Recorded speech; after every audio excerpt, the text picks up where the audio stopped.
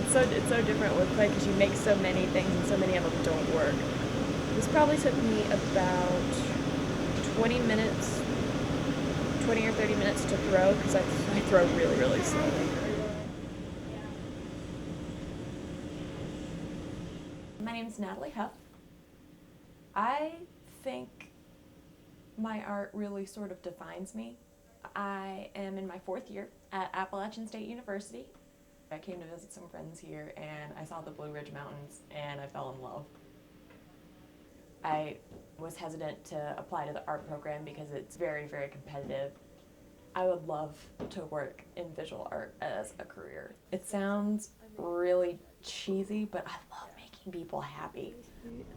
Put it down. And this is a special type of pen that light won't pass through. This is one I made of my sister. Really what it was that tipped the scales for me was that I realized the classes I was enjoying the most were the art classes. And if I'm going to spend this much time and money and effort on something, I really wanted it to be something I loved.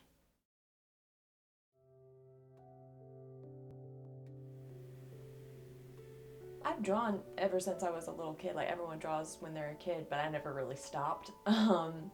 It was just always something I would do in class. I never really thought of myself as more than a doodler until around high school.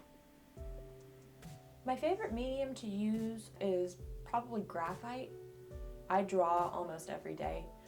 Really, graphite and drawing in general is such a transportable medium. I usually spend an average of between 6 to 12 hours on a drawing. I have a real strong love for fantasy. I love surrealism, and I like to bring a certain amount of levity to my art because art is very therapeutic for me and it's meditative.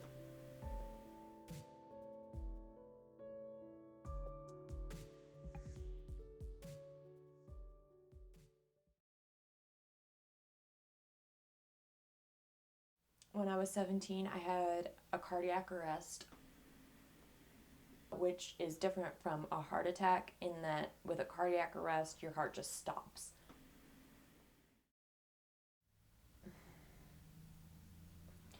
It's been a really complicated relationship. I'm not angry that it happened, and I don't feel cheated or like why me or anything like that. But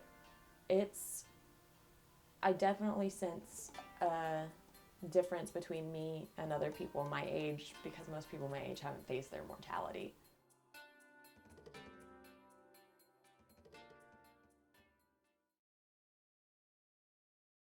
One of the scariest moments in the hospital was when I realized my legs weren't working right and I was worried my arms and my hands might not be working right either and that I might not be able to draw.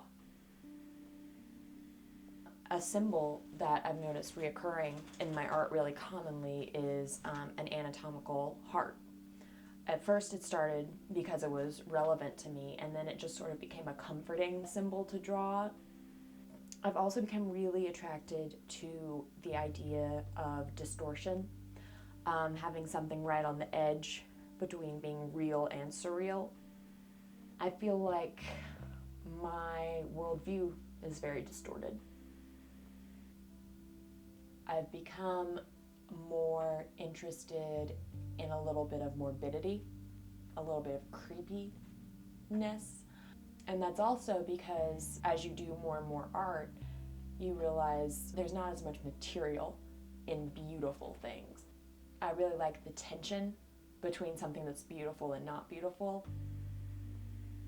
Maybe because I feel like what happened to me is beautiful and not beautiful.